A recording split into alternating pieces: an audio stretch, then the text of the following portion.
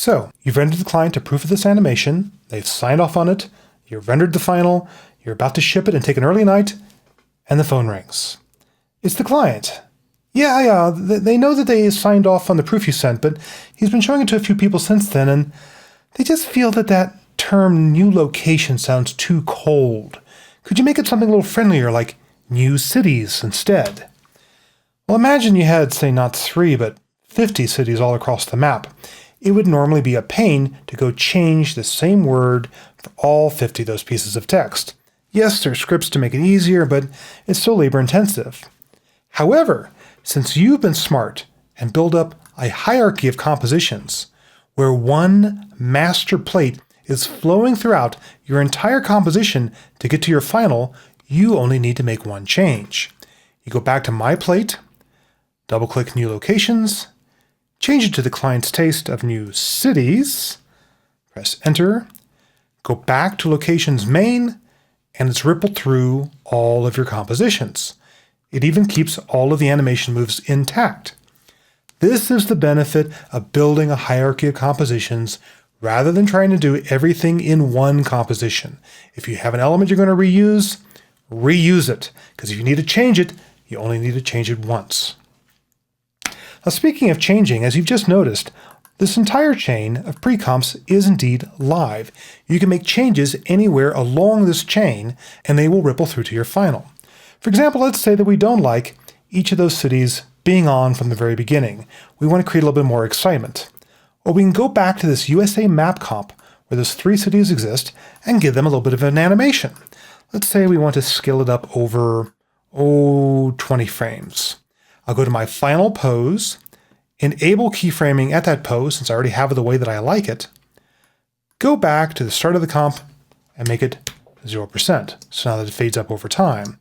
I could even get fancy by selecting scale, going into the graph editor, and playing around with this a little bit.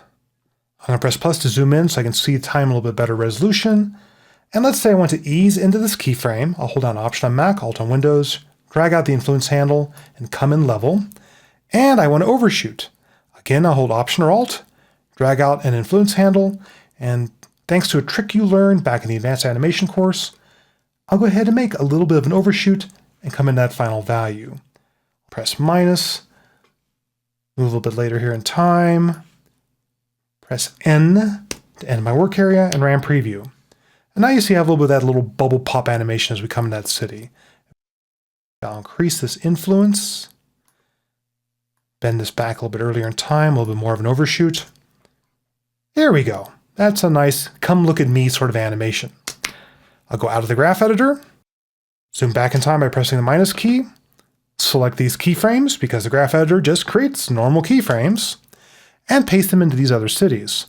Let's overlap these. Maybe I'll go to 15 frames, go to my second city, paste, press U to reveal its keyframes, go 5 frames before that, select my third city, and paste.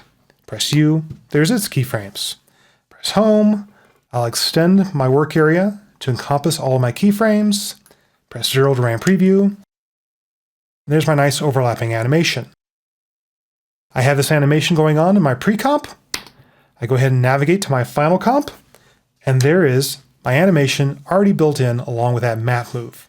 In this case, I think I'm going to go back, select these keyframes, Command and Control click, and go back to linear keyframes so that I have a nice steady linear movement that's not competing with the ease on the individual cities. That's something a bit more gradual. I like that effect better. And I might even end this animation earlier. Again, I can go ahead and just move one set of keyframes for the entire map. I don't need to animate the map and all the cities individually. I like that. That has a better feel to it. And you can keep pushing this even further. In one of the sidebar movies at the end of this lesson, we'll talk about a great technique called Edit This, Look at That.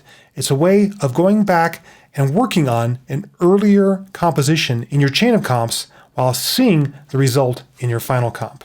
So don't be afraid of multiple comps. They're a little bit more work to manage, but boy, do they make life easier when it comes time to accommodate changes.